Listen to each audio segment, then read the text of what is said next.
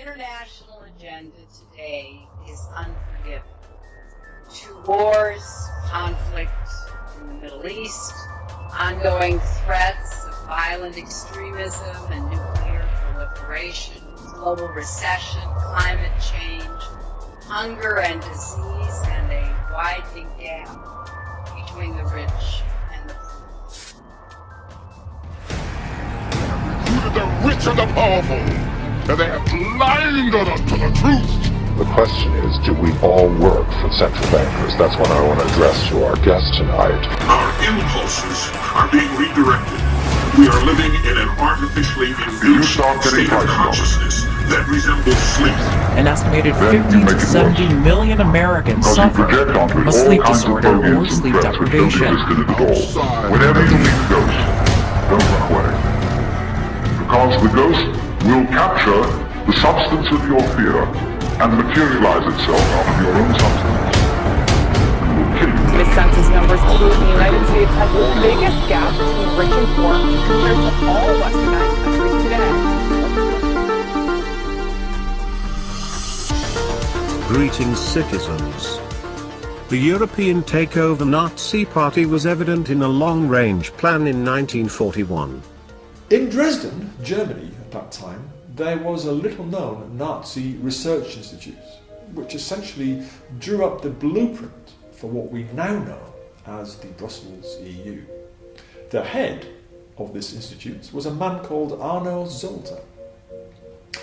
In 1941, Zolter summarised the Nazi plans for post-World War II Europe in a book titled The Greater Sphere Cartel, an instrument of industrial market order in a new Europe.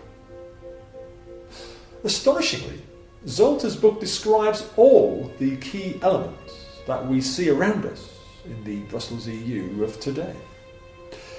It describes what we now know as the European Commission, for example, the unelected executive body of Europe.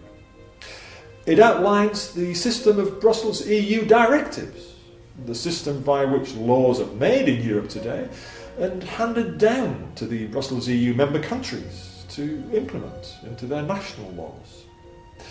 And it talks about implementing a master agreement to govern the details of any ongoing changes in European law. This master agreement eventually took shape and form in something we now know as the Lisbon Treaty, which became law in Europe in 2009. You can learn more about all of this in our book, The Nazi Roots of the Brussels EU. First published 6 years ago, the book is now available in 12 languages. Lord Peter Carrington was a Nazi who led the Panzer Grenadiers, early member of the NSDAP, Nazi Party, and SS, Nazi troopers. Prince Bernhard founded the Bilederbergs. Carrington and Berhard subverted the war, employing other double agents within the Allies like Christian Linderman, known as King Kong Rizzo. Bernhard, super traitor, sending in King Kong, that sort of thing, with his nose in the Allied High Command well before the battle. As explained in our most previous video, Nazi Germany continued on in the business elite unimpeded by the end of the war. A kind of Fourth Reich is being created, which is a financial empire. It's not tanks anymore. 1943 War and Peace Study Group of the Council on Foreign Relations of the United States developed the Marshall Plan with a fraction of the FDR reparations to Russia which were never paid by Truman. Truman instead bombed Japan simply for leverage with Russia, as Japan 2 weeks prior started initiating surrender. This new plan was in Marshall OSS PSYOP with Western Europe to make Cold War starting the military-industrial complex warned by Eisenhower in his farewell address. By 1954 those forces crafted the CIA, featuring Nazi money laundering lawyers and the Bilederbergs as the center of the SS elite. As this SS had done with business boards, Jews were inserted to take prying eyes from a continued Nazi agenda. The Bilderberg Hotel was where the German troops celebrated their last major victory, where 10,000 British fell. just as psychopaths return again and again to the scene of their crime, and Prince Bernhard returned to Oosterbeek at the Bilederbergs Hotel.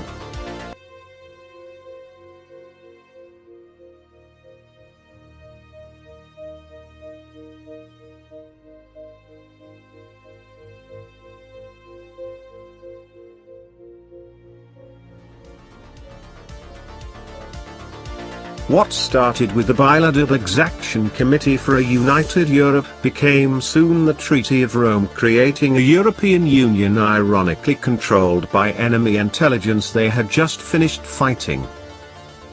You see, the Brussels EU isn't a democracy. It's a dictatorship. The people of Europe have neither control over the executive level of the Brussels EU, nor even over the legislative process. Even the Brussels EU Parliament has no means of effectively controlling these things either, because unlike in a democratic parliament, the Brussels EU version has no right for independent lawmaking. The directors of UNESCO, also Council of Rome and Constance in the Bilederbergs, formally decided with the European Council of Eugenics to start crypto-eugenics, which would be less identifiable. The elitist views of Huxley and Ilk are reflected in the agenda of UNESCO, which seeks to create a collectivist world culture where the primary purpose of the people is to serve the state. Individualism and free thought is an obstacle to this agenda.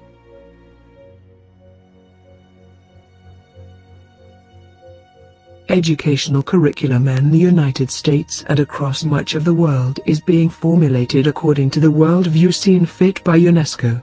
This explains why education has drifted away from emphasis on academics and in favor of Skinnerian behavioral indoctrination. While the primary focus of education is America used to be a reading, writing and arithmetic, the focus now is on the rejection of truth and absolutes in favor of tolerance, situational ethics and consensus.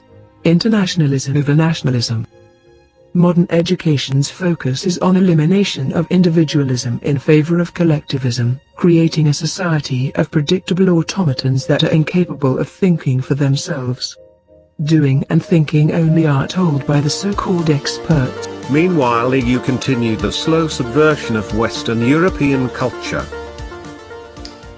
Unrealised by many British people, however, the so-called European arrest warrant, passed by the Brussels EU in 2002, has essentially repealed habeas corpus in Britain. And the Lisbon Treaty, signed in Europe in 2007, repealed not only Magna Carta's protections against arbitrary and capricious rule, but also the very sovereignty of the British Parliament itself. NATO serves as the military arm of this EU oligarchy of 28. SS troops were the precursor to what NATO perfected. And Trump, who got in promising to deal severely with NATO, backtracked as soon as he got face to face with the real deep state in power. US President Donald Trump has backtracked on his campaign trail criticism of NATO. It's no longer obsolete, he said, of the 28-member organisation. Today many of the biggest corporations are SS engineered. All right. Well, he says he was a German chemist and a Nazi war criminal. Now, when you were telling me about leaders of Bayer being authentic and smart, did you know about Fritz Tamir? I've never heard this name before. And so, did you know, ma'am, that Fritz Tamir, after he was released from prison for being a Nazi war criminal there at Auschwitz, that he became a supervisory board chairman of Bayer. Did you know that? Would you go up on this? So I don't think she's ever seen this before. So if you would, Corey, you see, there you go. Look, Corey, right here. There you go. It says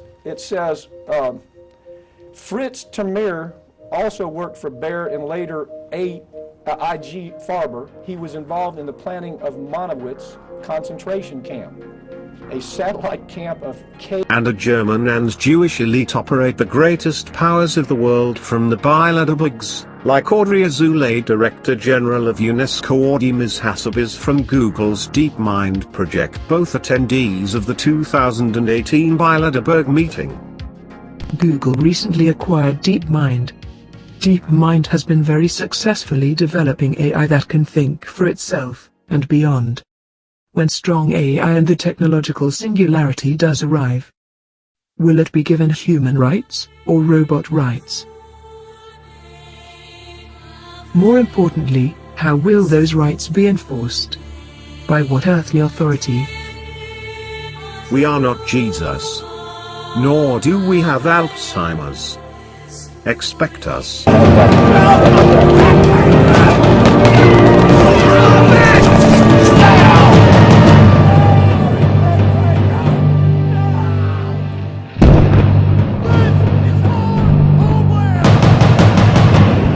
Last night I dreamt about how things were. Of every enemy of the state! And then I woke up here. The moral to be drawn from this dangerous nightmare situation is a simple one. Don't let it happen.